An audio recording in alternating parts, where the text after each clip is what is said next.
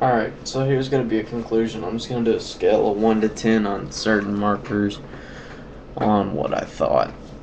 Sakura's, based on solid markers, I'd give these a 10 out of 10. 10's the best, by the way.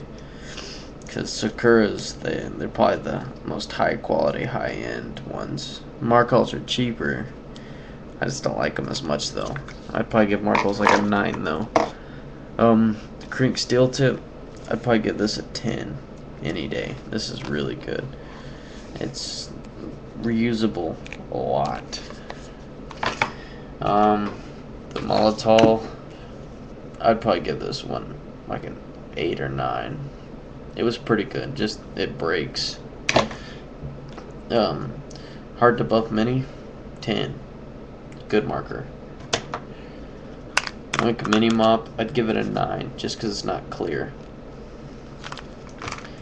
Does give good drips though. I'd give this marker, the marker itself, I'd probably give like an 8.5. But the paint I had in it, I'd probably give it like a 5. It sucked. The text pen, maybe like an 8. But you know, for itself, I'd probably give like a 10. But Daylo's most definitely better just because it's bigger. Pentel Squeezable, I don't know what the price is. If it was too expensive, I'd give it a lower grade, but this is probably like an 8 or 9. It's cheap, that's why it's good. The Oink Mini Mop, I'll give it a 10. If it was a clear, it'd be like 10 with some extra. But if this was clear, it'd be much better. Krink K71, I'd probably give it a 9, maybe a 10. This is a really good marker though. Pilot Green, I might lower this to a 7, but the black one I'd probably give an 8 or 9. Magnum, an 8. Homemade, I'll give this one a 6 just because it's not very dependable. Sometimes it'll be streaky, sometimes it'll be drippy and epic. It'd be awesome, but it's still a good marker. It's just sometimes it does good, sometimes it doesn't. Molotov burner paint thing, which sucks. The marker itself is probably like a 8, but whatever the ink is, it's good. Just they lied, so I'll give this one a 7 overall. 4. 5. 1. 10 definitely. This is some good shit. Clear Body, Garvey, badass. 8. I'd probably give this one a 9. The only bad thing about it is it leaks.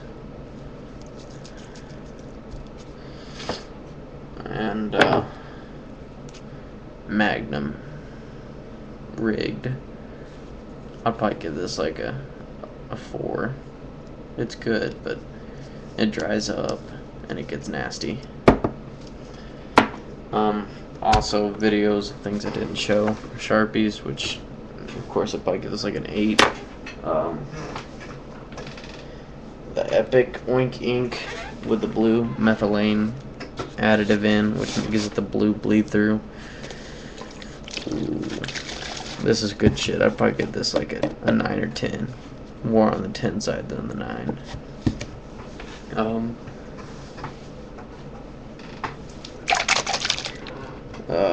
Gusto. Fucking 3. This shit sucks. Don't buy it ever. And then Zombie ink. Now I'm gonna give Zombie ink a 6 for one reason and one reason only. It's only good in a steel tip. Without the steel tip, I don't like it. But with it, it's really nice. I think that's all I'm gonna review on. The reason I'm doing all these is right now I'm ordering a bunch of black inks. I'm ordering another Oink because this one's like here or maybe lower. I'm gonna get a Doom Dirty bottle, Garvey ink marker, Crink black. I'm just getting a bunch of black markers, and I'm going to do a big buff test on the blacks and then a bunch of these. So I'm just doing a review of these now, and then when I do the buff test, it'll be like the finishing review, because then you'll know how well they buff, which is really important. The only thing that sucks is I can't do a fade test, just because that shit can fade in 10 years, or it can fade in 20 years, or it can fade in like a couple days. You just don't know. OTR unfortunately fades pretty quickly.